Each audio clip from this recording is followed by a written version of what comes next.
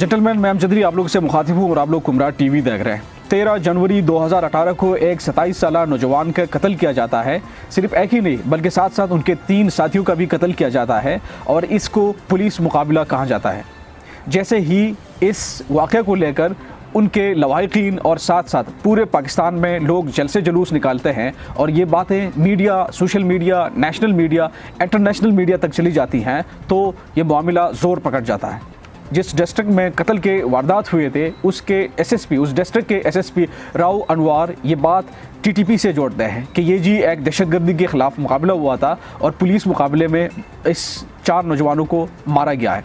Inquiry हो जाती है, एक इंक्वायरी टीम और ट्रांजिट रिपोर्ट में ये बात सामने आ जाती है कि जी ये पुलिस मुकाबला नहीं है बल्कि एक फ़ेक एनकाउंटर मुकाबला है, एक जेली पुलिस मुकाबला साबित हुआ है और इस जेली मुकाबले में 4 बेगुनाह मासूम लोगों को शहीद किया गया है, जिनमें नकीबुल्लाह महसूद थे जो बहुत हैंडसम और अपने पुरकशिश पर्सनालिटी की वजह से पूरी दुनिया में चा जाते हैं।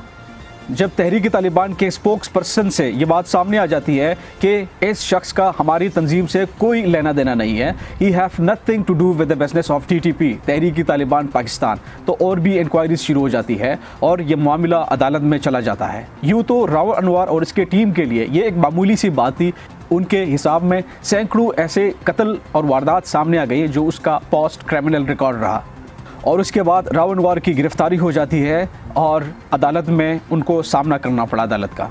दोस्तों, 5 साल गुजरने के बाद जब ये फ़ैसला सुनाया गया तो ये फ़ैसला राव अनवार के हक़ में और उसके साथियों के हक़ में दिया गया कि जी राव अनवार का इस केस से कोई ताल्लुक़ नहीं था। हालांकि इस केस में ट्रांजिट रिपोर्ट तक बनाया गया था, कमेटी बनाई गई थी, उन कमेटी ने रिपोर्ट दिया कि राव अनवार इस केस में शामिल है और सिर्फ यही नहीं बल्कि राव अनवार की लोकेशन ट्रेस की गई थी और उसकी लोकेशन उसी जगह को दिखा रही थी जिस जगह पे नकीबुल्लाह महसूद का कत्ल किया गया था, जो मलेर के एक डिस्ट्रिक्ट फार्म हाउस में ये वारदात की गई थी। अब जाते हैं कि इस केस फैसला सुनाने के बाद दूसरे लोगों का क्या रिएक्शन रहा, international communities, human right activist और मुख्तलिफ जर्नलिस्ट का इस केस में क्या रिएक्शन रहा। जर्नलिस्ट मुनीज़ जहांगीर ने ट्वीट की है, so no one killed Naqeebullah Mehsud. So अदालत ने यह साबित किया कि नकीबुल्लाह महसूद को नहीं मारा गया था और राव अनवार ने कोई किस्म का कत्ल नहीं किया था। उसकी एक ही मतलब सामने आ जाती है, if this is not a blatant disregard for rule of law then what is? Obviously evidence was removed and Rav Anwar even allowed to disappear then to reappear in Supreme Court from back door with full security. What a joke they have made for the criminal justice system. कि राव अनवार को इस 5 सालों में back the door उनको security देकर अदालत में लाया गया, पेश किया गया और साथ साथ उनको बताया गया कि आपने क्या करना चाहिए। उनकी एविडेंस जो सबूत रही उसको बैठाने की कोशिश की गई। पिछले 5 साल में बैरिस्टर रहीम खान ने डॉन अखबार को कहा था कि नाइंसाफ़ी को हमारे मुल्क में रियासती तौर पर तक़वियत दी जाती है। मज़ीद उनका कहना है कि पिछले 5 साल में इस केस में जो डेवलपमेंट हो गई है, इस डेवलपमेंट के नतीजे में सबूत हटाए गए थे और साथ साथ वो किया गया था जो एक मुजरिम को फैसिलिटेट करने के लिए किया जाता है। दोस्तों, यहाँ एक बात याद रखना ज़रूरी है कि इस केस के बाद पश्तून तहफ़्फ़ुज़ मूवमेंट, जिसको रियासत पहले से ही सर दर्द समझ रहे थे, पूरी तरह उनके फॉलोअर्स में इजाफ़ा हुआ। उसके बानी मंजूर पश्तून के जो पैरोकार रहे उनमें एक बहुत ज़्यादा बड़ा इजाफ़ा नज़र आया और अब ये इजाफ़ा होता होता हज़ारों से लेकर लाखों में चला गया है। लॉयर बासिल नबी मलिक कहते हैं कि क्या ये सब कुछ हमारे तवक्कात के बरअक्स रहा? बिल्कुल भी नहीं। वो कहते हैं बिल्कुल भी नहीं, बल्कि ये ऐन हमारी तवक्कात के मुताबिक हुआ, क्योंकि हमारे इंसाफ देने के निज़ाम की नट्स और बोल्ट्स ढीले हो चुके हैं और हमारा निज़ाम खोखला हो चुका है। हम एक गद्दा गाड़ी की सवारी बन चुके हैं। ह्यूमन राइट्स कंपेनर रेमेल मोहिद्दीन कहती है कि राव अनवार को रिहा किया गया जो एक कसाब से कम नहीं है और उन्होंने इंसानों के कत्लेआम किए हैं। उनके प्रीवियस रिकॉर्ड देख सकते हैं आप लोग, उन पर सैकड़ों ऐसे वारदात हैं जिनमें उन्होंने मुख्तलिफ extra jurisdictional killing, extra jurisdictional tortures और वायलेंस की है, जो इंसानी हुकूक की ही सिर्फ तौहीन नहीं है बल्कि कानून की भी तौहीन है और साथ साथ उन लोगों के साथ एक बहुत बड़ी ज़्यादती है। मज़ीद कहना है कि पाकिस्तान में एक्स्ट्रा जुडिशनल किलिंग एक सरदर्द बन चुकी है। एक्स्ट्रा जुडिशनल वायलेंस पुलिस की तरफ से हो या किसी दूसरे इदारों की तरफ से हो, ऐसे फैसलों से extra jurisdictional killing, extra jurisdictional violence में मज़ीद इजाफा हो सकता है। और ख़ासकर पुलिस की तरफ से। दोस्तों, क्या नकीबुल्लाह महसूद सच में एक दहशतगर्द थे या एक इनोसेंट मासूम बंदा था जिसका बेदर्दी से कत्ल किया गया था? और सिर्फ वो अकेला नहीं था बल्कि उसके पीछे रिश्तेदार थे।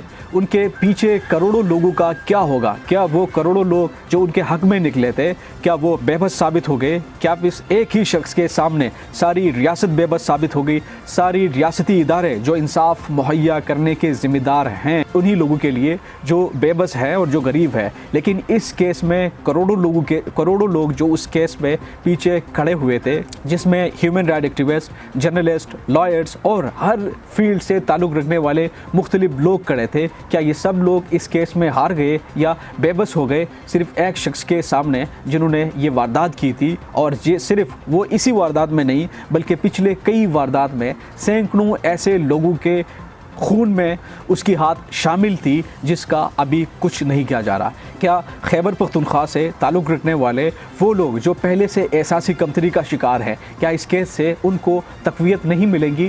उनके मौक़िफ़ को तक़वियत नहीं मिलेंगी कि उनको महरूम किया जा रहा है?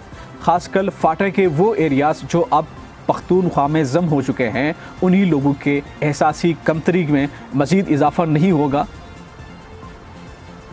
क्या सिर्फ एक ही शख्स की वजह से इतने बड़े सिस्टम को चैलेंज किया जा सकता है? इंसाफ मुहैया करने वाले इदारों को चैलेंज किया जा सकता है? इन सारे सवालों का जवाबात पाकिस्तान में किसी के पास भी नहीं है। अगर किसी के पास है तो फिर वो या तो गद्दार है और या फिर गुस्ताख है। अगर इन दोनों में से कोई नहीं है तो वो कोविड-19 के मरीज़ है जो किसी भी वक्त किसी भी हॉस्पिटल में दम तोड़ सकता है। दोस्तों, ये राव अनवर और नकीबुल्लाह महसूद की सिर्फ एक ही केस नहीं है बल्कि ये उन लाखों लोगों की स्टोरीज़ में से एक स्टोरीज़ हैं जो एक्स्ट्रा जुडिशनल किलिंग में कत्ल हो चुके हैं, एक्स्ट्रा जुडिशनल मिसिंग पर्सनस में से हैं। और उन 1 लाख लोगों की कहानी है जिसके लवाहिकीन आज खून के आंसू रो रहे हैं।